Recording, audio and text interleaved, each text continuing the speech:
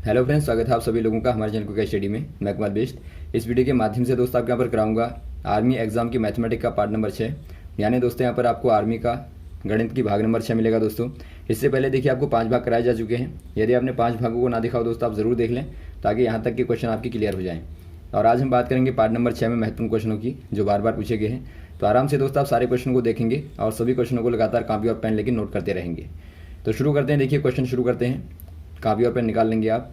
पहला क्वेश्चन दोस्तों आपको दिखाई देता है, अरविंद अपनी आय का 75% खर्च कर देता है। जब उसकी आय 20% बढ़ती है तो खर्चा 10% बढ़ जाता है, तो उसकी बचत में कितनी प्रतिशत की वृद्धि हुई आपको बताना है। यानी आपको पूछा गया है, Arvind spend 75% of his income increased by 20% while his expenditure increased by 10%। By what percentage did his saving increase. यानी दोस्तों यहाँ पर आपको क्या बताना है, देखिए आपको सेविंग बतानी कितनी प्रतिशत बाद में बढ़ गई थी। तो शुरुआत में क्या करेंगे दोस्तों, आप यहाँ पर मान लेंगे अरविंद की, जो अरविंद है उसकी दोस्तों आप मान लेंगे जो आय है, इनकम है, इनकम को आप शुरुआत में दोस्तों मान लेंगे 100 रुपये। तो आपने 100 रुपये मान ली। बाद में आपको क्या करना है, देखिए 100 रुपये में दोस्तों 75 खर्च कर दिया। यदि आप कहें 75% स्पेंड कर दिया यानी खर्च कर दिया, तो कितना बचेगा दोस्तों, 25% बचेगा। यानी आप कह सकते हैं यदि आप 100 का 75% निकालेंगे तो 100 गुणा 75/100 होगा। यानी दोस्तों यहाँ पर आपको 75 रुपये मिलेगा। तो यहाँ पर आप कह सकते हैं जो रुपया खर्च हुआ दोस्तों, 75% कहने का मतलब है 75 रुपये खर्च कर दिए। और यहाँ पर जो सेविंग होगा, यदि आपका 75 खर्च कर दिए दोस्तों 100 में से, तो 25 रुपये बचेंगे। तो आप कहेंगे शुरुआत में जो सेविंग थी दोस्तों 25 रुपये थी। बाद में यहाँ पर देखिए, बाद में चूंकि 20% इनकम में वृद्धि हो गई है, यानी आप यहाँ पर इंक्रीमेंट लगा देंगे, 20% का इंक्रीमेंट आप यहाँ पर लगा देंगे। तो यहाँ पर क्या हो जाएगा दोस्तों, पहले के मुकाबले यदि आप 100 का 20% बढ़ा के निकालेंगे तो आपका 100 गुणा 120/100 कर देंगे, तो यहाँ पर आपको मिलेगा दोस्तों 120। यानी बाद में जो रुपया होगा 120 रुपया हो जाएगा। तो अब आप यहाँ पे क्या देखेंगे, देखिए यहाँ थोड़ा जगह कम है तो आप लगातार नोट करते रहेंगे। 120 रुपये का दोस्तों यहाँ पर आप पहले स्पेंड निकालेंगे। स्पेंड बाद में होता है दोस्तों, पहले जो था उसका 10% ज़्यादा स्पेंड होता है। यानी कि पहले जो खर्चा होता था उससे 10% ज़्यादा खर्चा होता है। यानी कि आप यहाँ पे 75 का दोस्तों क्या निकाल देंगे, 110% निकाल देंगे। 10% ज़्यादा कहने का मतलब है 110/100 कर देंगे आप। तो यहाँ पर जो व्यय होगा बाद का दोस्तों, ये आपको मिलेगा, यहाँ पर देखिए आपका 75 गुणा 11/10 है। तो यहाँ पर आप 10 को हटाने के लिए दशमलव लगा देंगे यहाँ पे, और 11 गुणा 7.5 करेंगे तो आपको मिलेगा 11×5 = 55 और 11×7 = 77 और 5 जोड़ने पर दोस्तों आपको मिलेगा 82। यानी कि यहाँ पर आपको 82.5 रुपये मिलता है। तो यहाँ पर आप लिख देंगे जो स्पेंड था दोस्तों बाद का 10%, यहाँ पर 10% बढ़ाने के बाद में आपने बढ़ा दिया, तो यहाँ पर आपको मिलता है 82.5 रुपये। और यहाँ पे जो बचत होगी यानी कि बाद में जो सेविंग होगी दोस्तों क्या हो जाएगी, बाद की सेविंग आप निकाल देंगे। यदि आपका इतना खर्चा हो गया 120 रुपये में से, तो जो बचा होगा दोस्तों दोनों को अंतर करके निकलेगा। यानी आप दोनों को घटा देंगे, 120 माइनस कर देंगे आप 82.5। तो ये दोस्तों आपको यहाँ पर मिलेगा 37.5। यानी कि बाद का जो बचत है दोस्तों 37.5 रुपीज़ यहाँ पर आपका बचत आती है। अब आप यहाँ पे क्या करेंगे, आपकी देखिए शुरुआत की बचत है 25 रुपये और बाद की है 37.5 रुपये। आपको बताना कितना प्रतिशत बढ़ा, तो आपको वृद्धि निकालने के लिए क्या करना पड़ता है दोस्तों, यहाँ पर देखिए वृद्धि प्रतिशत बराबर होता है बराबर वृद्धि बट्टा जो मूल था गुणा 100। अब यहाँ पर देखिए वृद्धि क्या होती है दोस्तों, वृद्धि के लिए आप दोनों को घटा देंगे। यानी 25 रुपये को दोस्तों आप यहाँ से घटा देंगे तो 37.5 माइनस 25 कर देंगे, 25 कर देंगे। और बट्टा मूल क्या था दोस्तों, 25 रुपीज़ था, गुणा 100 कर देंगे। तो यहाँ से देखिए क्या मिलेगा आपको, ये सब मिटा देंगे आप। यहाँ पर आपको मिलेगा, इनको घटाने पर दोस्तों क्या मिलता है आपको, 11.5 मिलता है और बट्टा 25 गुणा 100। यहाँ से आप काटेंगे तो 4 बार भाग जाएगा, तो 4 को गुणा कर देंगे तो ये दोस्तों आपको देगा 4×5 = 20 का 0 पॉइंट और 11×4 = 44, 46। यानी 46% दोस्तों यहाँ पर आप देखते हैं बचत में वृद्धि हो जाएगी। ऑप्शन नंबर डी वाला। अगला क्वेश्चन देखिए दोस्तों, ए की आय बी की आय से 50% अधिक है, तब बी की आय ए की आय से कितनी प्रतिशत अधिक होगी। यानी कि आपको बताना है A's income is 50% more than B, by how much percentage is B's income less than A's. थोड़ा सा यहाँ पर ध्यान देंगे दोस्तों, आप मान लेंगे शुरुआत में जो ए बी की इनकम है, चूँकि ए की इनकम जो है बी पर डिपेंड करती है, तो यहाँ पर आप मान लेंगे let income of B equal to 100 rupees. यानी 100 रुपये मान लेंगे आप। यदि बी की दोस्तों 100 रुपये है तो ए की क्या हो जाएगी, ए जो है बी से 50% अधिक है, यानी कि 150 बट्टा 100 करेंगे तो यहाँ पर आपको मिलेगा 150 रुपये। तो यहाँ पर ए की इनकम दोस्तों 150 रुपये है। अब आप यहाँ पर क्या करेंगे, आपको बताना है बी की इनकम ए की इनकम से कितनी प्रतिशत कम है। यानी कि आप यहाँ पर क्या करेंगे, यहाँ पर पहले आप निकाल लेंगे दोस्तों ए माइनस बी बराबर हो जाएगा 150 माइनस 100 बराबर 50 रुपये। यानी यहाँ पर आप देखते हैं दोस्तों बी के पास में ए से 50 रुपये कम है। तो यहाँ पर आपको निकालना है बी ए से कितना प्रतिशत कम है। अब देखिए दोस्तों, जब भी आपको कम निकालना पड़ता है यानी कितना प्रतिशत कम है, तो हमेशा ही आप क्या करते हैं, आप करते हैं दोस्तों जो कमी हुई है कमी बट्टे, यहाँ पर दोस्तों आप उसका मूल्य लिखेंगे, उसकी आय को लिखेंगे जिसके साथ में आप तुलना करते हैं। यानी आप ए का मूल्य लिख देंगे, ए की आय को लिखेंगे 150 रुपये और गुणा 100 कर देंगे। तो यहाँ से आपको क्या मिलता है, देखिए 5 से आप काटेंगे तो यहाँ पर आपका 5 दूनी 10 और 5 या 15, यानी कि 100/3 आपको मिलता है। और 100/3 को आप भाग देंगे तो आपको मालूम होगा 33.3% लगभग दोस्तों आपको मिलेगा। तो ऑप्शन नंबर आपका सी वाला दिखता है तो आपका सी वाला टिक कर देंगे। इसका सिंपल फॉर्मूला है दोस्तों, यदि ट्रिक को याद रखना चाहें तो एक फॉर्मूला है R/100 धन R गुणा 100। यहाँ पर जो R होगा, R जो आपको प्रतिशत दिया होगा, चूँकि यहाँ पर आपको 50 दिया है तो R के स्थान पर आप 50 को रखेंगे तो यहाँ से दोस्तों आप डायरेक्ट निकाल लेंगे। यदि आपको कमी निकालनी है तो ये आपका कमी का है यानी लेस वाले का है। यदि आपको वृद्धि निकालनी है, माना यहाँ पर आपको बी का दिया रहता और पूछा जाता कि बताइए ए कितना ज़्यादा है, तो ज़्यादा निकालने के लिए दोस्तों आप R/100 माइनस R कर देंगे यहाँ पे और गुणा 100। तो ये आपका कितना ज़्यादा है निकालने के लिए है, अधिक है। तो यदि आप यहाँ पे अप्लाई करेंगे तो भी दोस्तों आपको आंसर यही मिलेगा। अगला क्वेश्चन देखिए दोस्तों, 350 रुपये को ए बी और सी में इस प्रकार बांटिए कि ए का हिस्सा बी के हिस्से से दोगुना हो और बी का हिस्सा सी के हिस्से से दोगुना हो। यानी आपको बताना है दोस्तों, divide 350 rupees among A B and C in such a way that A share is twice that of B and B share is twice that of C. यानी कि दोस्तों आपको यहाँ पर देखिए क्या करना है, आपको 350 रुपये को ऐसे बांटना है ए बी सी में, ए बी और सी में ऐसे बांटना है कि आपका बी को जो मिले दोस्तों सी का दोगुना मिले यानी 2c मिलना चाहिए, और जो ए को मिले बी का दोगुना यानी कि 2b मिलना चाहिए। यहाँ पर आप क्या करेंगे दोस्तों, जब भी आपको एक क्वेश्चन दिया होगा आप यहाँ पर तीनों को एक के टर्म में ले आएंगे। यानी कि आप तीनों को ही दोस्तों यदि आप ला सकें तो आप ए के टर्म में ले आइए या बी के टर्म में या फिर सी के टर्म में। यहाँ पर आप देखते हैं दोस्तों आप सी के टर्म में तीनों को ला सकते हैं। ये तो आपका सी के टर्म में पहले से है, यहाँ पर आप देखते हैं ये भी आपका 2c है। बी को यदि आपको लाना है दोस्तों सी के टर्म में या फिर आप कहीं ए को सी के टर्म में लाना है तो यहाँ पर आप क्या कर देंगे, बी के स्थान पर दोस्तों आप 2c कर देंगे। आप देखते हैं बी बराबर 2c है तो यहाँ पर 2 और बी के स्थान पर 2c कर देंगे तो यहाँ पर आपको दोस्तों ए बराबर जो मिलेगा 4c मिलेगा। यानी आपने तीनों को ही दोस्तों सी के टर्म में ला दिया, 4c और 2c और c। यानी यहाँ पर जो आपको अनुपात मिला दोस्तों 4:2:1 मिलता है। तो यहाँ से आप आराम से निकाल लेंगे। आपको चूंकि हर एक का वेतन निकालना है कितना है, तो यहाँ से आप दोस्तों हिस्सा निकालना है। तो यहाँ से क्या करेंगे, आपका अनुपात मिल चुका है तो यहाँ से आप निकाल लेंगे, तीनों को आप जोड़ेंगे दोस्तों। आपका टोटल वेतन कितना है, टोटल रुपया है आपका 350 रुपये। तो तीनों को जोड़ने पे यानी 4c प्लस 2c और प्लस c को जोड़ने पे दोस्तों आपको क्या मिलेगा, आपको 350 मिलेगा, 350 मिलेगा। तो यहाँ से आप जोड़ दीजिए, तीनों को जोड़ेंगे तो आपको मिलेगा 4 2 6 और 1 है 7, यानी कि 7c बराबर 350 और c बराबर हो जाएगा 350/7 कर देंगे, 7 कर देंगे तो 7 पंजे 35। यानी कि दोस्तों यहाँ पर आपको 50 रुपये मिलता है।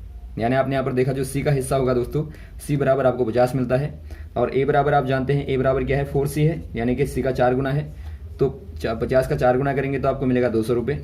और वैसे बी दोस्तों सी का 2 गुना है तो यहाँ पर आपको मिलेगा 100 रुपये।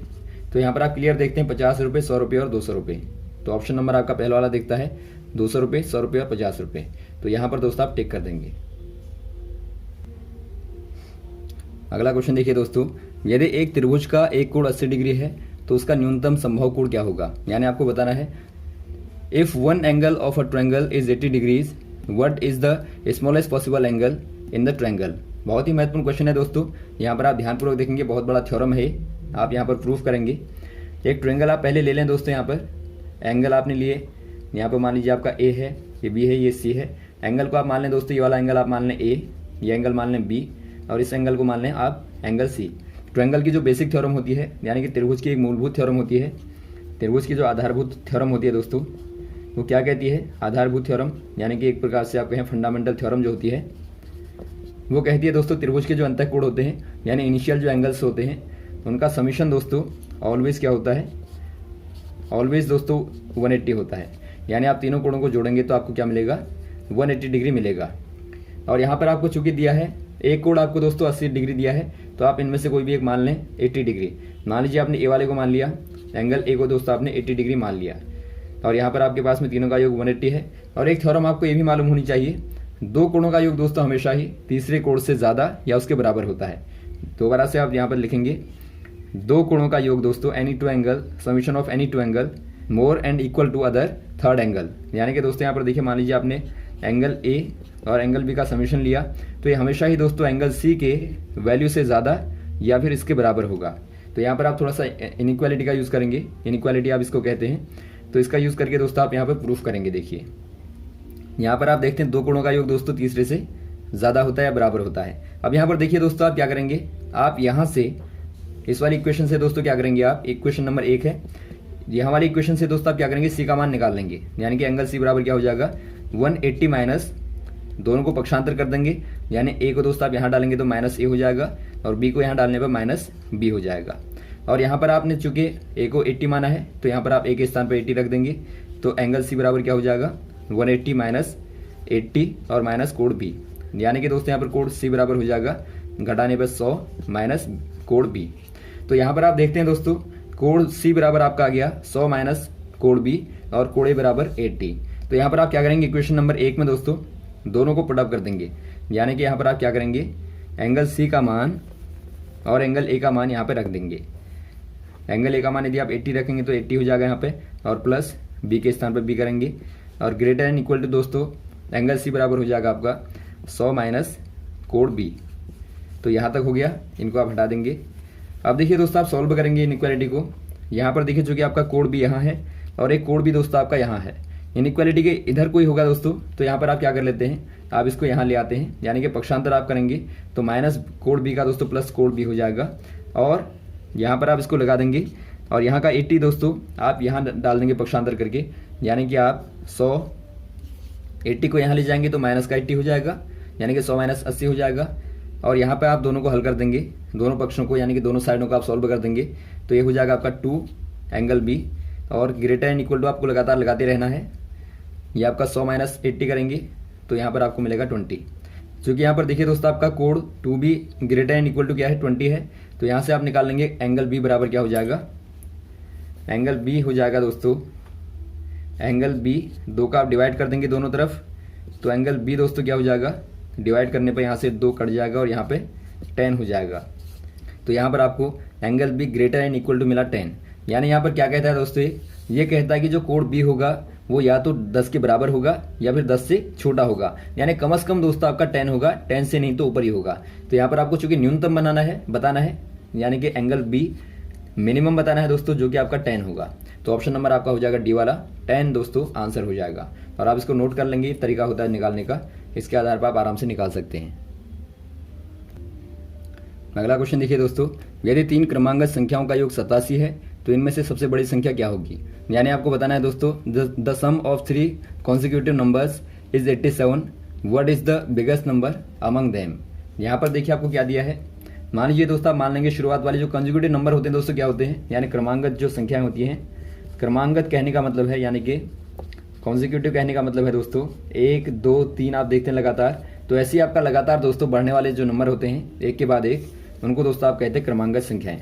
यानी दोस्तों यहाँ पर आप ले लेंगे पहली क्रमांगत संख्या यदि आप 1 से लेते हैं दोस्तों, तो बाद वाली x धन 1 होगी और बाद वाली दोस्तों x धन 2 होगी। यानी प्रत्येक में दोस्तों आप 1 को ऐड करते रहेंगे तो आपको क्रमांगत लगातार मिलती रहती हैं। तो यहाँ पर आप क्या करेंगे दोस्तों, आपने तीनों को ले लिया, आपको दिया है कि तीनों का योग क्या होता है, तीनों का योग आपको दिया 87 होता है, तो आप तीनों को जोड़ देंगे। आप इनको जोड़ेंगे तो आपको क्या मिलेगा, आपको मिलना चाहिए 87।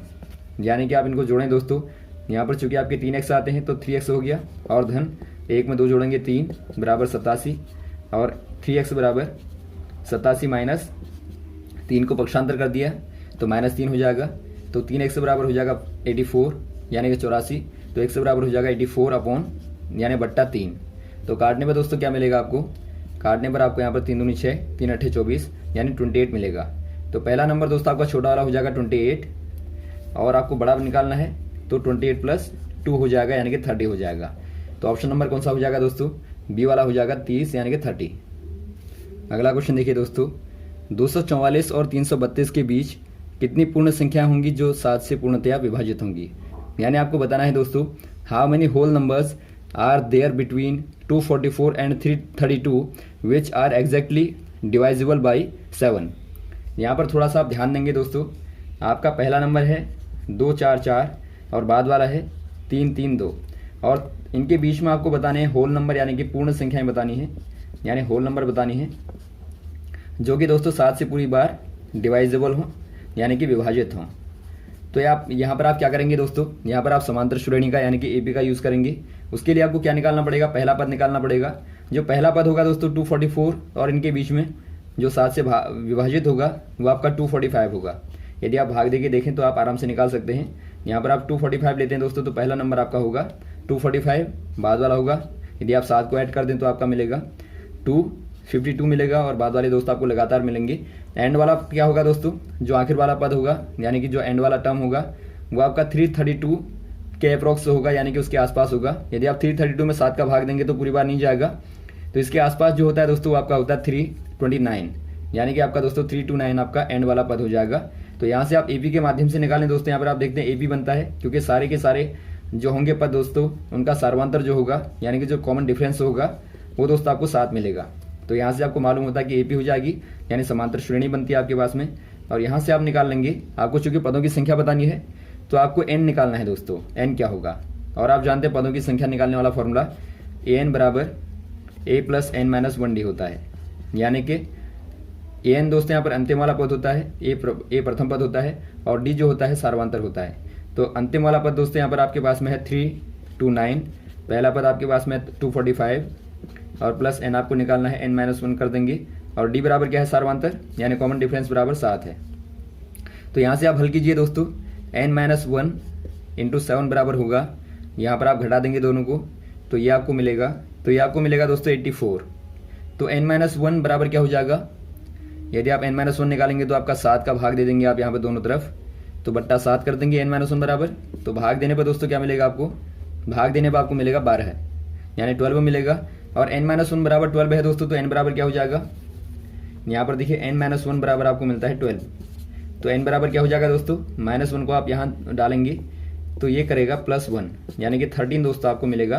पदों की संख्या यानी कि नंबर ऑफ टर्म्स जो होंगे दोस्तों वो आपके हो जाएंगे 13 यानी कि 13। तो ऑप्शन नंबर आप बी वाले में टिक कर देंगे। अगला क्वेश्चन देखिए दोस्तों, 136 भागा 5 भागा 0.4 बराबर -24 गुणा 3.5। यानी कि दोस्तों यहाँ पर आपको बताना है जो क्वेश्चन मार्क है दोस्तों वहाँ पर क्या आएगा। यानी यहाँ पर आपको दिया 136 divided by 5 divided by 0.4 equal to question mark. यहाँ पर आप दोस्तों कोई नंबर मान लेंगे, x मान लेंगे आप, माइनस कर देंगे 24 इंटू 3.5।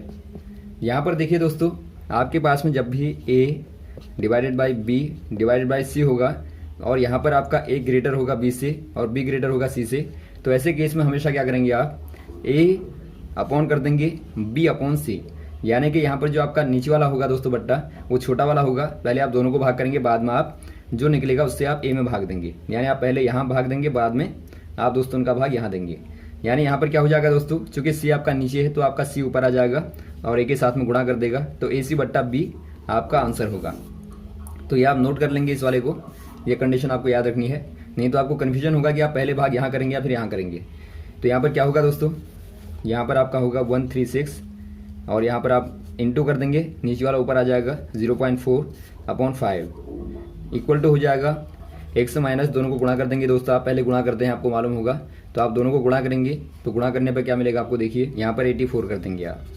तो यहाँ पर आप सॉल्व करेंगे दोस्तों, चूँकि आपको निकालना x है तो x बराबर क्या हो जाएगा, दोनों का आप गुणा करें, गुणा करने पर आपको मिलेगा 54.4 यानी कि 54.4 मिलेगा और अपॉन कर देंगे आप 5 और प्लस आप कर देंगे दोस्तों 84। अब यहाँ पर क्या करेंगे दोस्तों, आप इनको हल कर देंगे, यानी आप जब इनको भाग देंगे दोस्तों तो यहाँ पर आपको मिलेगा 10.88 और प्लस 84, तो दोनों को जोड़ने पे क्या मिलेगा दोस्तों 94.88। तो यहाँ पर आपको मिलता है 94.88 आंसर हो जाएगा। तो ऑप्शन नंबर कौन सा दिखता है आपको? ऑप्शन नंबर आपको दिखता है डी वाला, तो डी वाले में आप टिक कर देंगे। अगला क्वेश्चन देखिए दोस्तों, ए बी सी का वेतन का अनुपात क्रमशः 1:2:3 है। बी व सी का वेतन मिलाकर 6,000 रुपये होता है और सी का वेतन ए के वेतन से कितना प्रतिशत अधिक है आपको बताना है।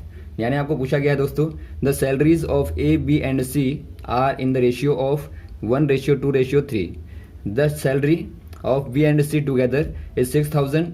By what percentage is the salary of C more than that of A.